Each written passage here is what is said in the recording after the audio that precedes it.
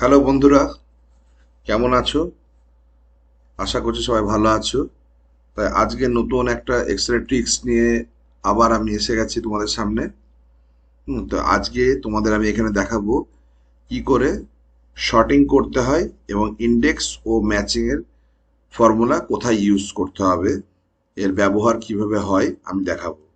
তো প্রথমেই তোমরা সামনে দেখো, এখানে একটা মান্থলি ফিসের চার্ট রয়েছে, এখানে রোল নাম্বার রয়েছে, স্টুডেন্টদের নাম রয়েছে, ক্লাস, ফিস এবং রিমার্কস। রিমার্কসের ঘরে যারা ফিস, মান্থলি ফিসের চার্ট এটা। তো যাদের মান্থলি ফিস পেড রয়েছে তাদের রিমার্কসের ঘরে পেড লেখা রয়েছে, যাদের ডিউ রয়েছে তাদের পাশে ডিউ লেখা রয়েছে। তো এইখানে দেখো পাশেই দেখাচ্ছে রোল নাম্বার। আমি যদি এখানে রোল নাম্বারটা এন্টার করি, এই ঘরটাতে সামনে যে সেল রয়েছে I5, এই সেলে যদি আমি রোল নাম্বার এন্টার করি, এখানে স্টুডেন্টের নাম এবং তার ফিজ ডিউ রয়েছে কিনা সেটা দেখাবে। হ্যাঁ, তো এই চার্টটা কিভাবে করতে হয় তোমাদেরকে আমি এখনই দেখাবো। এবং এইখানে তোমরা দেখো, এখানে ক্লাস 3, 2, 4, 5, হ্যাঁ এইভাবে ঠিক মতো শর্টিং করা নেই। তো এইগুলোকে আমরা কিভাবে শর্টিং করব, রোল নাম্বার ওয়াইজ শর্টিং করব না ক্লাস ওয়াইজ শর্টিং করব, সেই শর্টিংটা আমরা একবারে দেখে নেব। হ্যাঁ, তো প্রথমেই তোমাদেরকে আমি দেখিয়ে দিচ্ছি এখানে শর্টিংটা কিভাবে করবে। ক্লাস ওয়াইজ করতে পারো, তোমরা রোল নাম্বার ওয়াইজ করতে পারো। তো প্রথমেই আমাদের এইভাবে সিলেক্ট করে নিতে হবে। পুরো চার্টটাকে সিলেক্ট করে নেওয়ার পরে ডাটাতে আমি ক্লিক করব। এই যে ডাটাতে ক্লিক করার পরে আমাকে শর্টে ক্লিক করতে হবে। করার পরে বন্ধুরা দেখো, এখানে রোল নাম্বার ওয়াইজ করা আছে, নেম অফ স্টুডেন্ট, ক্লাস। আমি কোনটাতে সিলেক্ট করব সেটাকে আমাকে চুজ করতে হবে। আমি যদি রোল নাম্বার ওয়াইজ করতে হয় রোল নাম্বার, ক্লাস ওয়াইজ করলে ক্লাস, ক্লাসটা চুজ করি। করার পরে ওকে করে দেবো এখান থেকে। দেখো বন্ধুরা, এখানে ক্লাস ওয়াইজ শর্টিং হয়ে গেছে, কিন্তু রোল নাম্বারগুলো ঠিক নেই। প্রথমে ক্লাস 2, 3, 3, 4, 5 এইভাবে শর্টিং হয়ে গেছে ক্লাস ওয়াইজ। 6, 7, 8, 8, 9, 10, 10।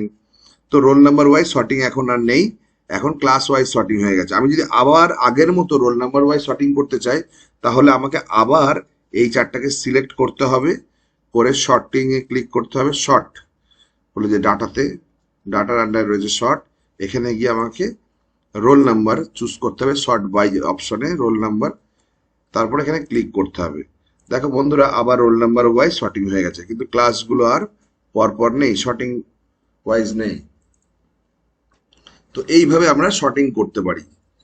হ্যাঁ, এটা কিন্তু ডাটাতে গিয়ে।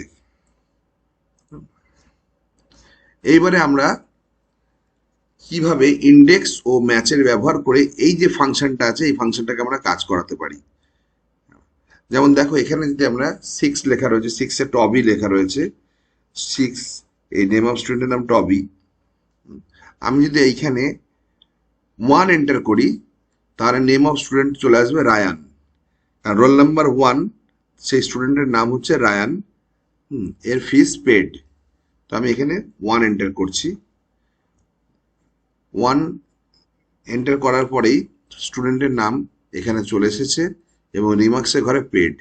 আমি যদি এইখানে 12, রোল নাম্বার 12 এন্টার করি, তাহলে 12 এ কি আছে, জেমস, ডিউ।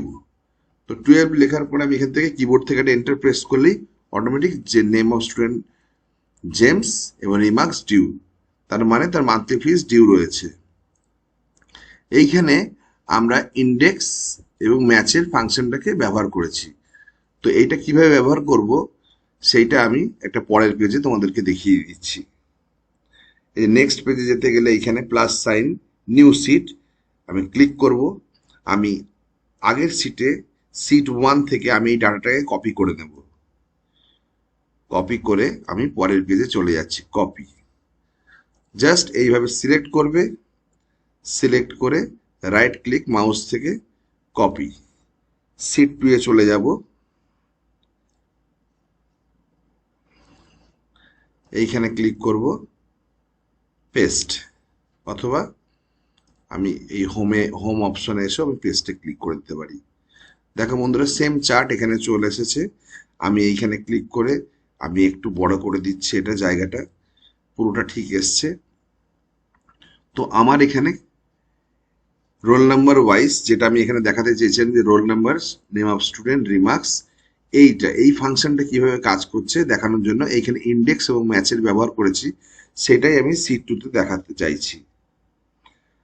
আমি এসকেপ দিলে এই সিলেকশনটা চলে যাবে, কিবোর্ড থেকে আমি দিচ্ছি না, আমি সি টুতে গেলাম।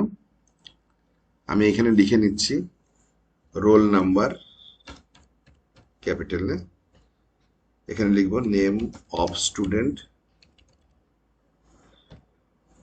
পাশে যাচ্ছে রিমার্কস। এগুলোকে একটু বড় করে দিচ্ছি। তোমরা তোমাদের মতো সাজিয়ে নেবে। সেন্টার করে দিচ্ছি, সাইজটা একটু বড় করে দিচ্ছি।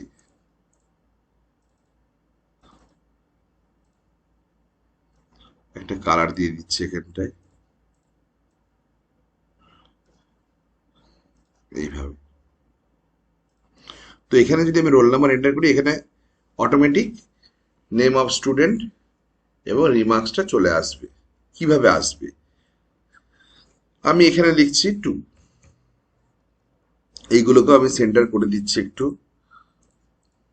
এখানে ফর্মুলাটা লিখবো, আমি ইকুয়াল সাইন দেবো, index INDEX bracket start, first bracket. আমি কোনটাকে আনতে চাইছি? Name of student. আমি এই ঘরটাকে সিলেক্ট করবো, এই যে কলমটাকে, এই রেঞ্জ এরিয়াটা পুরো সিলেক্ট করে কমা ম্যাচ, MATCH, ম্যাচ, আবার ফার্স্ট ব্র্যাকেট স্টার্ট। এই রোল নাম্বারটা ম্যাচ হবে আমার লিস্টের রোল নাম্বারগুলোর সাথে। তো আমি এখানে কমা দিয়ে এই যে লিস্টের যে রোল নাম্বারটা আছে সেখানে সিলেকশন করে দিয়েছি, কমা ম্যাচ করবে, তারপরে এক্সাক্ট ম্যাচ, তার জন্য একটা 0 পরে হবে। তা আমি দুটো ব্র্যাকেট স্টার্ট করেছি। দেখো তোমরা, ইন্ডেক্সের পরে একটা ব্র্যাকেট আছে আর ম্যাচ ম্যাচ লেখার পরে একটা ব্র্যাকেট রয়েছে, তাই আমি এখানে দুটো ব্র্যাকেট ক্লোজ করে দেবো, দিয়ে কিবোর্ড থেকে এন্টার প্রেস করে দেবো। দেখো নাম্বার 2, রোল নাম্বার 2 রাজু, এখানেও লিস্টেও দেখাচ্ছে রোল নাম্বার 2 রাজু। রিমার্কসের ঘরেটা সেম একই ফর্মুলা আমরা ইউজ করব, equal sign index first bracket start. আমরা রিমার্কস আনতে চাইছি, এখান থেকে পুরো রিমার্কসের রেঞ্জটা আমি সিলেক্ট করব, কমা ম্যাচ, আমাকে রোল নাম্বারের সাথে ম্যাচ করাতে হবে, ব্র্যাকেট স্টার্ট, রোল নাম্বার, কমা এই যে রোল নাম্বারের পুরোটাকে আমাকে ম্যাচ করাতে হবে, কমা 0 ব্র্যাকেট ক্লোজ।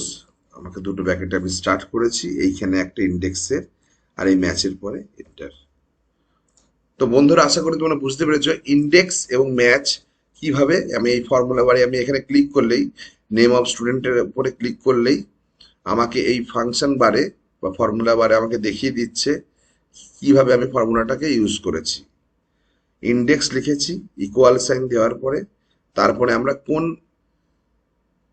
স্টুডেন্টটা দরকার, কোন স্টুডেন্টের নামগুলো দরকার, কোন কলমটা দরকার, সেই কলমের রেঞ্জ এরিয়াটাকে আমি সিলেক্ট করেছি, কমা দিয়েছি, ম্যাচ লিখে রোল নাম্বার, এই যে সেলটাকে এইটাকে আমি লিখেছি, সিলেক্ট করেছি, তারপরে আমার রোল নাম্বারের পুরো রেঞ্জ এরিয়াটা সিলেক্ট করেছি, কমা 0, যেহেতু এক্সাক্ট ম্যাচ তাই আমি এখানে 0 লিখেছি।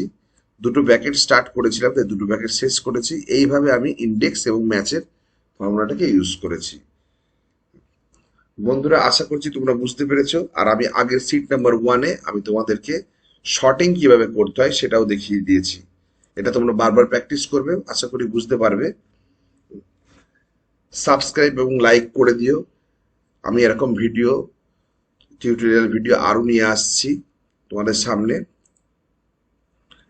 Thank you.